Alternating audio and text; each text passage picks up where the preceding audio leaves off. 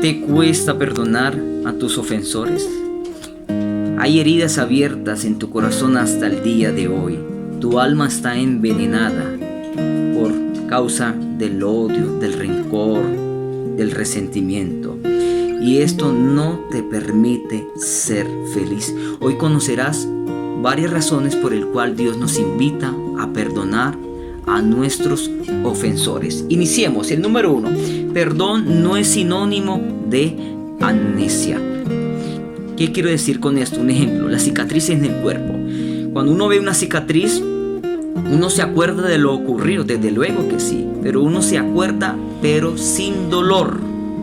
¿Por qué ocurre esto? Porque la herida ya ha sido sanada y por lo tanto el dolor ya ha desaparecido.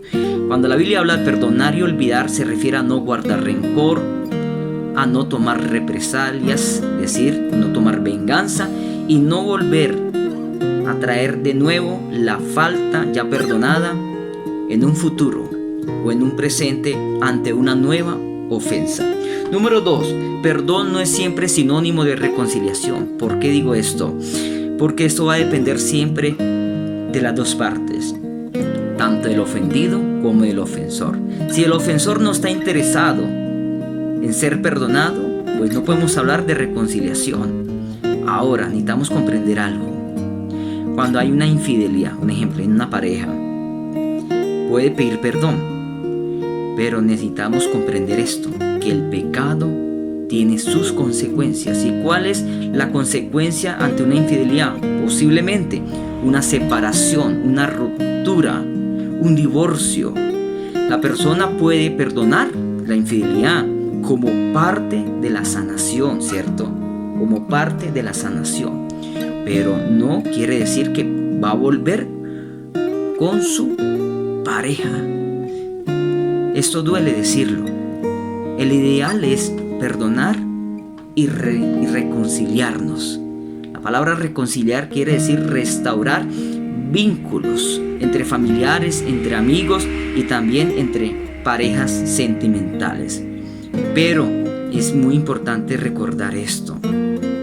Conozco parejas que se han divorciado por causa de una infidelidad o varias infidelidades, pero como parejas no se reconcilian como pareja, como esposos, como parejas sentimentales, pero se reconcilian como amigos, quedan como buenos amigos, hacen las paces, no quedan como enemigos.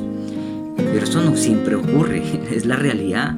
En la parte humana eso no ocurre casi siempre.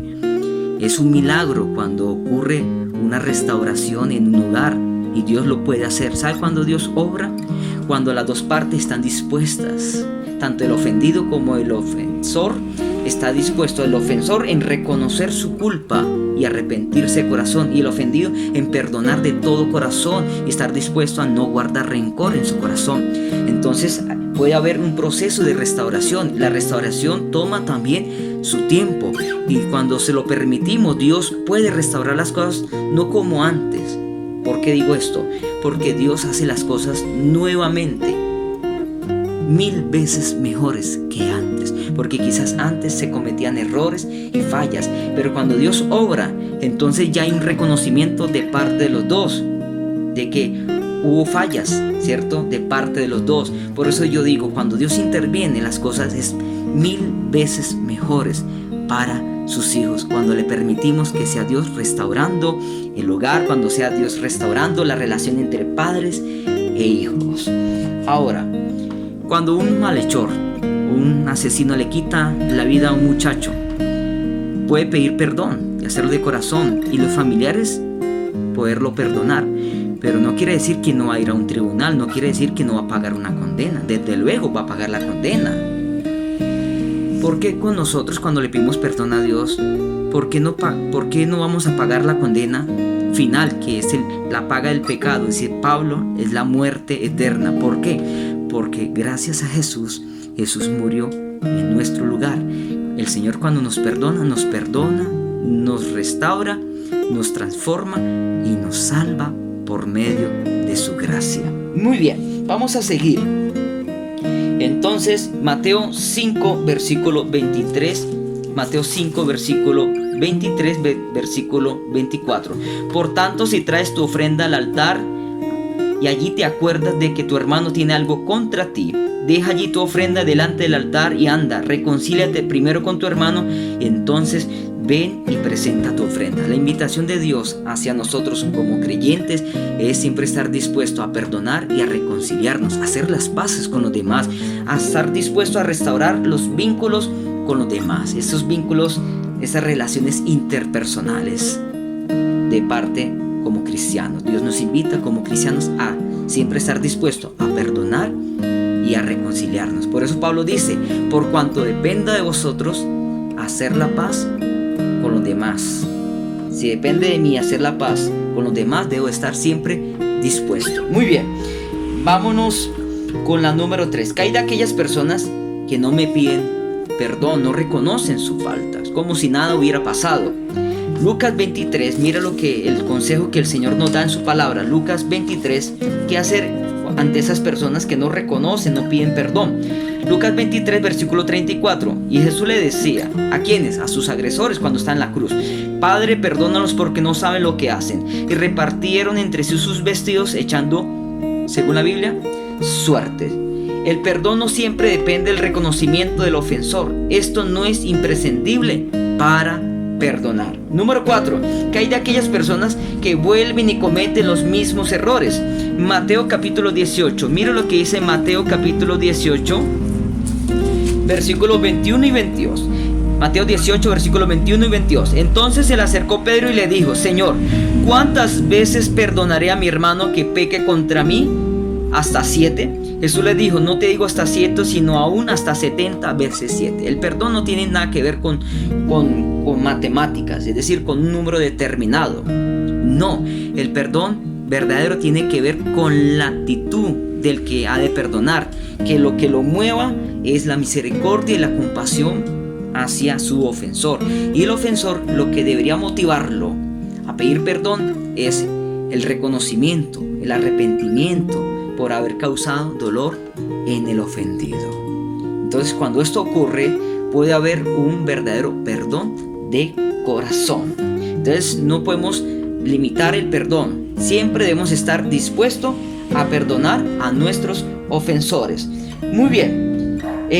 Marcos 11. Mira lo que dice Marcos 11. El Señor nos da un consejo. Mira lo que dice Marcos 11, versículo 11, versículos 25 y 26. Cuando estéis orando, perdonad si tenéis algo contra alguno, para que también vuestro Padre que está en los cielos os perdone a vosotros vuestras ofensas. Porque si vosotros no perdonáis, tampoco, dice, vuestro Padre que está en los cielos os perdonará vuestras ofensas. Cuando uno es perdonado, el Señor nos extiende su misericordia. Uno goza de esa misericordia. Y el resultado de ese perdón es la paz en el corazón. Por lo tanto, lo que debe llevarnos a perdonar siempre a los demás es la misericordia que, como Dios ha tenido conmigo cuando peco, cuando lo ofendo con mis palabras, con mis acciones, debo manifestar esa actitud de misericordia y compasión con los demás. Y finalmente, dice acá Mateo, quiero leer esto, Mateo, mira. Mateo capítulo 5, versículo 45. Para que seáis hijos de vuestro Padre que está en los cielos, que hace salir su sol sobre malos y buenos, y que hace llover sobre justos e injustos. ¿Qué quiere decir esto? Que aunque los demás no merezcan ser perdonados por sus ofensas, nosotros siempre debemos mostrar misericordia y compasión como Dios la ha tenido con nosotros cuando uno perdona las ofensas de los demás. Yo quiero decirte algo muy importante. Hay que pedirle a Dios de todo corazón la capacidad de perdonar. ¿Por qué? Porque el verdadero perdón es de origen divino, es de origen celestial. El primer paso, número 1, es decidir perdonar. El segundo, reconocer que Dios, solamente con la ayuda de Dios puede lograr perdonar a los demás. Y finalmente el tercero es soltarnos de esa ofensa, es permitir que Dios pueda sanar la herida. Que Dios te guarde, que Dios te bendiga. Hoy el Señor nos invita a perdonar a nuestros ofensores.